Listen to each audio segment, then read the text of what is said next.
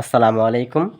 আজকে আমরা দেখব কিভাবে শর্টকাটে পূর্ণ সংখ্যার বর্গমূল নির্ণয় করা যায়। চলেন দেখে নিই। আমাদের কিছু সংখ্যা লিখে নিয়েছি, সেখান থেকে কিভাবে পূর্ণ সংখ্যার বর্গমূল শর্টকাটে নির্ণয় করি। এখানে আমরা প্রথমে যদি দেখি, রয়েছে 1369। এখন এটাকে বর্গমূল নির্ণয় করার জন্য আমাদের প্রথমে দেখতে হবে যে লাস্টের অঙ্কটা কি রয়েছে। লাস্টের অঙ্কটা রয়েছে 9। ওকে, এরপর কোন সংখ্যাটা বর্গ করলে আমাদের 9 হয় সেটা দেখতে হবে। আমরা যদি একের বর্গমূল করি, সরি বর্গ করি, আমরা যদি একের বর্গ করি তাহলে 1 হচ্ছে, 2-এর বর্গ করি তাহলে 4 হচ্ছে, 3-এর বর্গ করলে 9 হচ্ছে। তার মানে আমরা কিন্তু এখানে 9 রয়েছে, যেহেতু 3-এর বর্গ করলে আমরা 9 পাচ্ছি। তার মানে একটা সংখ্যা হচ্ছে আমরা কত পাচ্ছি, আমরা একটা সংখ্যা 3 পাচ্ছি, কারণ 3-এর বর্গ করলে 9 হয়। এরপর আর কোন সংখ্যাটা পেতে পারি, আরও সংখ্যাটা কি পেতে পারি, চলেন দেখে নিই। যেমন 4-এর করলে 16 হচ্ছে, 5-এর করলে আমাদের 25 হচ্ছে, আবার 6-এর করলে 36 হচ্ছে, মানে 6। আবার দেখেন 7 যদি করি, 7-7 49, তারপর লাস্টের অঙ্ক কিন্তু আবার 9 পাচ্ছি, তারপর আরেকটা হচ্ছে কি 7 পাচ্ছি। এখন দেখেন আমরা তো এইভাবে গুণ করে করে করতেছি, কিন্তু গুণ করে না করে আমরা যদি একটাই বের করি, পরবর্তীটা ইজিলি বের করতে পারবো। যেমন এখানে 3 রয়েছে, 10 থেকে জাস্ট 3 বাদ দিলেই আমরা পেয়ে যাবো কত, 7। ঠিক আছে, তার মানে 3-এর বড় করলে আমরা যে 9 পাচ্ছি, সেই 9টা আবার 7-এর বড় করলেও পেয়ে যাব। বুঝতে পেরেছেন? যদি এখানে 2 হতো তাহলে এখানে হতো 8, এখানে যদি আমাদের 6 হতো এখানে হতো 4, সেম এককটা পাবো আমরা। ওকে, তার মানে একটা পেলাম 3, একটা পেলাম আমরা 7। এরপর আমরা কী করবো, আমরা এই দুইটা অঙ্ক, শেষে দুইটা অঙ্ক কেটে দেব। কেটে দেওয়ার পরে কি থাকলো, 13। এখন 13-র কাছাকাছি হয় এরকম সংখ্যার বর্গ নির্ণয় করতে হবে। ঠিক আছে, যাতে বর্গটা 13-র কাছাকাছি হয়।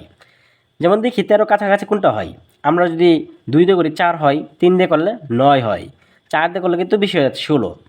তো 4 দিয়ে যদি বেশি হয়ে যাচ্ছে, তার কত হচ্ছে আমাদের 3 তারিখে 9, 3, এই 3টা আমরা লিখে নিলাম। এরপর কী করতে হবে, এই 3 সাথে আমাদের 3-এর পরবর্তী যে সংখ্যাটা থাকবে, বা যে সংখ্যাটা আমরা লিখবো সেটা পরবর্তী যে সংখ্যাটা থাকবে সেটা গুণ করব। 3 এর পরবর্তী সংখ্যা কত, 3 এর পরবর্তী সংখ্যা হচ্ছে এই 4, তার মানে 3 আর 4 গুণ করে কত হয়, 12। এখন এই যে 12টা রয়েছে, আবার এখানে কত আছে, 13। দেখতে হবে এই যেখানে যে সংখ্যাটা থাকবে সেটা যদি গুণফলের থেকে বড় হয় তাহলে বড় সংখ্যা নেব। আবার এখানে যে সংখ্যাটা থাকবে সেটার যদি গুণফল থেকে ছোট হয় তাহলে ছোট সংখ্যাটা নিব। তাহলে এখানে দেখতে পাচ্ছি 13 রয়েছে, আর গুণফল কত রয়েছে, 12। তার মানে অবশ্যই 13 12, মজা না? আচ্ছা, এবার 13টা যেহেতু বড়, তার মানে আমরা বড় সংখ্যাটা এখানে বসাবো। এই তো কত হয়ে গেল, 37, চোখের পলক হয়ে গেল, কত সুন্দর, রাইট? আমরা এইভাবেই শর্টকাটে করে নেব। এরপরও যে সংখ্যাটা যাই সেটা দেখি কি হয়। এখন দ্রুত করার চেষ্টা করব। দেখি এখানে কত আছে, 4 রয়েছে, তার মানে 2-এর বর্গ কত, 4 হচ্ছে একটা অঙ্ক। আরেকটা অঙ্ক কী হবে, 10 থেকে 2 বিয়োগ করব, 8। ওকে, এই তো 8 রয়ে গেল। এখন দুইটা সংখ্যা আমরা পেয়ে গেলাম, দুইটা অঙ্ক। এরপর কী করবো, দুই অঙ্ক কেটে দিয়ে দিব। লাস্টের দুটো অঙ্ক আমরা কেটে দিব। কেটে দেওয়ার পরে থাকছে আমাদের 77। এখন 77-এর কাছাকাছি বর্গ হয় এরকম সংখ্যা নির্ণয় করতে হবে। কী কী, আমরা যদি 5 দিয়ে করি, 5 5 25, 6 6 36, 7 7 49, 8 8 64, 9 9 81। তারপর দেখেন আমাদের 9 9 81 হয়ে যাচ্ছে, তার মানে অনেক বড় হয়ে যাচ্ছে। এর আগের যেটা আছে সেটা 8 8 64। এখন তাহলে দেখতে হবে আমাদের ছোটো ঘর নিতে হবে, 8-এর ঘর নিতে হবে তাহলে। ওকে, তারপর এখানে আমরা 8 বসালাম। ওকে, 8 8 64 হয়ে যাচ্ছে। এরপর দেখতে হবে 8 এবং পরবর্তী যে সংখ্যা আছে সেটা গুণ করতে হবে।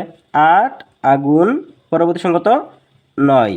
এরপর গুণফল গুণ করলে গুণফল হচ্ছে কত, 72। এখন কি করব, এটার সাথে কম্পেয়ার করব। ওকে, কম্পেয়ার দেখি তো, এখানে আছে 77, এখানে আছে 72। তা 77 বড় না, 77 বড় হলে 8 নিব অবশ্যই। এই তো 8 বসিয়ে দিলাম। আর যদি এটা ছোটো হতো তাহলে 2 বসাতাম। খুব সহজ একদম। এরপরে যদি বলি সিম্পল, এরপর হচ্ছে কি 5, 10 থেকে 5 গেলে আবার 5ই থাকে, তার মানে একটা সঙ্গে এখানে কী হবে 5, এরপর 2টা আমরা কাটাতে দেব, কাটাতে পর কী থাকছে 2। এখন 2-এর কাছাকাছি বর্গ হয় এরকম সংখ্যা কি শুধু 1, 1-এর বর্গ করলে 1 হয়, 2-এর বর্গ করলে কিন্তু 4 হয়ে যাচ্ছে। তো কাছাকাছি এখানে 1 রয়েছে, এখানে তো শুধু একটা রয়েছে 5, তার মানে আমরা সরাসরি 5 বসিয়ে দিব। ওকে, সিম্পল বিষয়। এরপর কি আছে এখানে 4, তার কত হচ্ছে আমাদের 2-এর বর্গ করলে 4 হচ্ছে, এই 2 একটা, আরেকটা কত হচ্ছে তাহলে 10 থেকে 2 বাদ দিলে 8 হচ্ছে আরেকটা। এখন 2টা সংখ্যা কাটিয়ে দিলাম, 2টা সংখ্যা কেটে দেওয়ার পর থাকছে কত 3, 3-এর কাছাকাছি বর্গ হয় এরকম সংখ্যা হচ্ছে 1, কারণ 2-এর তো 4 হয়ে যাচ্ছে, বড় হয়ে যাচ্ছে, তার মানে এখানে 1 লিখে নিলাম। এখন 1 আর 2 যদি গুণ করি তার কত হচ্ছে 1 × 2, তার মানে কি 2, এই 2 কিন্তু 3 কিন্তু এই 2 থেকে বড়, তার মানে আমাদের বড় সংখ্যা বসাতে হবে। বড় সংখ্যা কত 8। ওকে, একদম সিম্পল শর্টকাটে। এরপর যদি আমরা আরও কয়েকটা সংখ্যা দেখি, যেমন 256, এটা বর্গ করব, লাস্টে কত আছে 6। এখন 6 হয় কি 6 6 36, একটা হচ্ছে 6, তারপর আরেকটা কথা হচ্ছে 4।